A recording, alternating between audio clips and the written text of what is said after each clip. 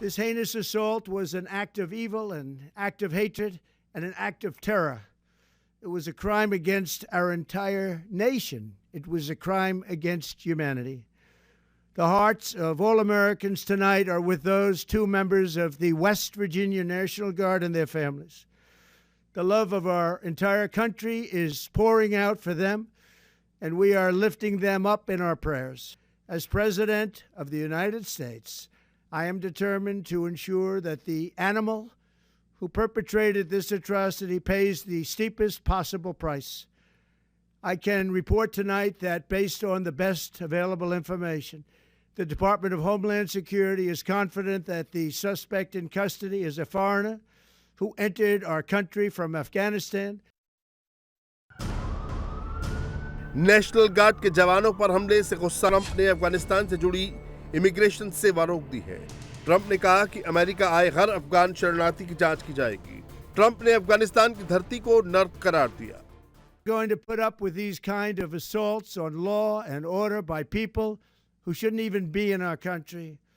We must now re-examine every single alien who has entered our country from Afghanistan under Biden, and we must take all necessary measures to ensure the removal of any alien from any country who does not belong here or add benefit to our country.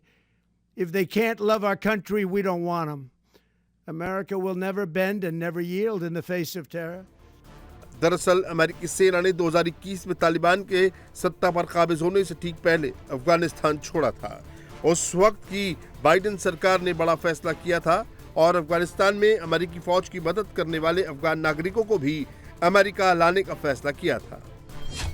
इसके लिए operation allies welcome शुरू किया। इसके तहत करीब 76,000 अफगान नागरिक America पहुंचे।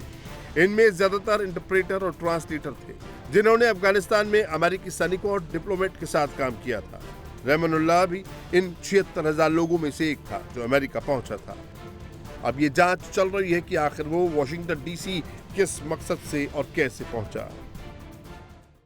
On the tragic events that happened today at approximately 2:15 local time in Washington D.C., where two of our brave members of the National Guard and the Department of War were brazenly attacked in a horrendous act of violence.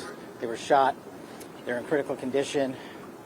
As you can see behind me, we have assembled the full force of both the federal and state and local law enforcement agencies to bring bear all of our resources to make sure we find the perpetrators responsible for this heinous act. And make no mistake, they will be brought to justice. White house के पास ये attack America में Thanksgiving day के एक दिन पहले हुआ है। इस वक्त अमेरिका में हाई अलर्ट है।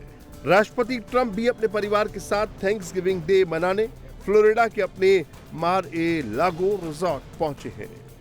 इस वक्त व्हाइट हाउस के पास लोकल पुलिस, मेट्रोपोलिटन पुलिस और सीक्रेट सर्विस के जवान तैनात थे। नेशनल गार्ड के जवान भी पेट्रोलिंग कर रहे थे।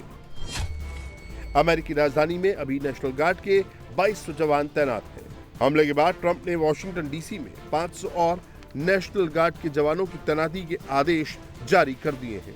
ट्रंप ने दूसरी बार अमेरिका का राष्ट्रपति बनने के बाद अमेरिका के 8 राज्यों और कोलंबिया में सेना भेजने का फैसला किया था।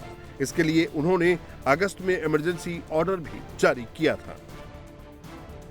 अब ताजा हमले के बाद अमेरिकी शहरों में नेशनल गार्ड की तैनाती पर बहस नए सिरे से शुरू हो सकती है। साथ ही अफगानिस्तान के खिलाफ ट्रंप का रवैया और सख्त हो सकता है। ट्रंप पहले ही बगराम एयरबेस को अपने कब्जे में लेने का ऐलान कर चुके हैं। ये वही बगराम एयरबेस है जिसकी सुरक्षा की जिम्मेदारी अमेरिकी सेना की थी।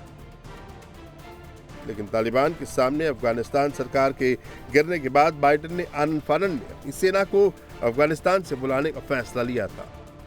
ट्रंप इसकी फाइल पहले ही खोल चुके हैं और बगराम एयरबेस अमेरिका को सौंपने की मांग कर रहे हैं। तालिबान सरकार अमेरिका को बगराम एयरबेस देने को तैयार नहीं है, लेकिन ट्रंप के ताजे गुस्से का तालिबान किस तरह सामना कर पाएगा, ये आने वाले वक्त में पता चलेगा।